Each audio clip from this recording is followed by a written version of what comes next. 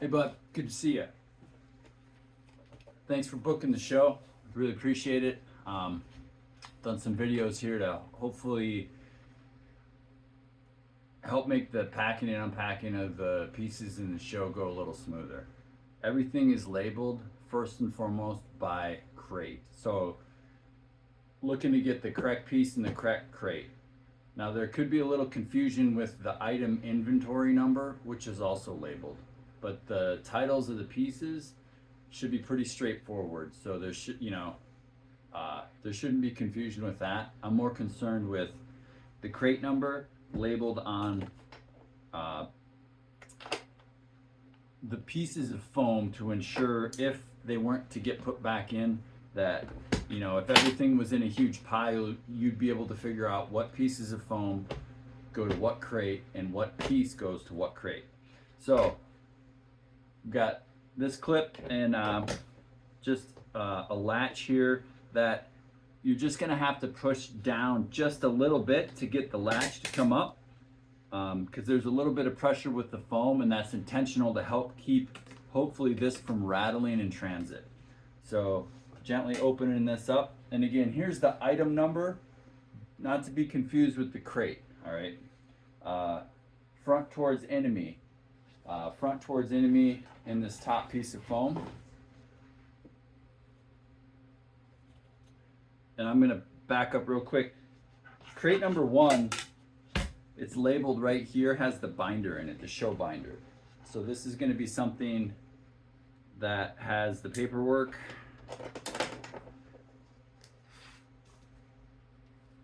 Show binder right there.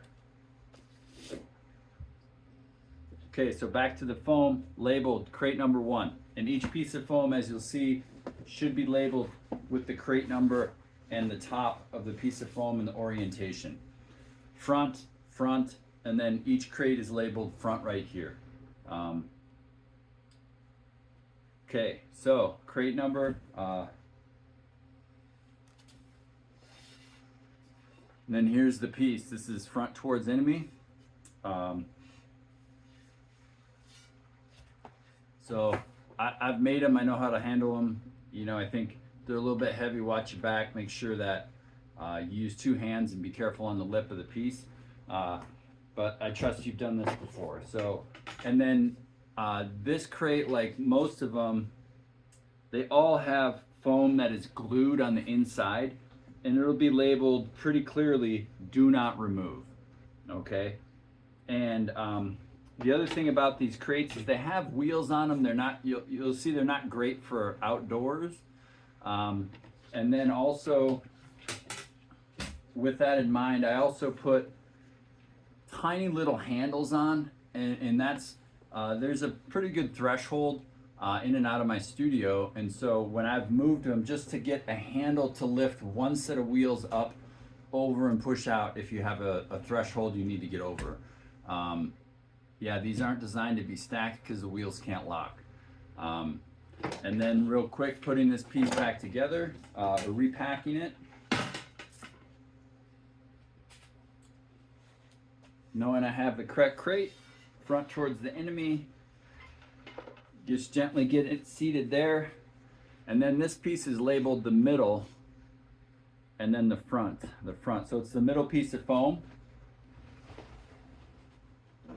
So just kind of gently working that down in to where it gets seated, and then bringing this top piece of foam this side up, front for the orientation. Got the binder back in its spot.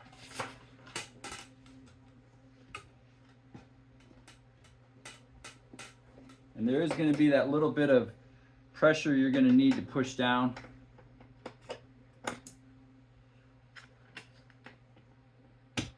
Get that clasp fully on there, and then to double seal it. Yeah, I hope the installation goes well, and I can see you at the opening or at other events throughout the show. I'm really excited to have these pieces shown. It means a lot to me. And the other thing is, like, cleaning with these pieces, just like one of those dry rags, if there is any foam that gets on them, should come off really easily. On the inside of these pieces, there are Iraqi dinar, and then also veteran crisis line cards that I have attached to the inside of the piece, and they are attached with like poster putty, and that's just the money I did collect when I was in Iraq, and then the crisis line cards are from the VA. So knowing that these pieces, people look in them, and if they can't feel the metaphorical things that they're carrying, there's some literal things that they can look at on the inside. Yeah, I think, again, really grateful. Thanks again. I hope this is helpful, and we'll see you soon. Keep up the good work.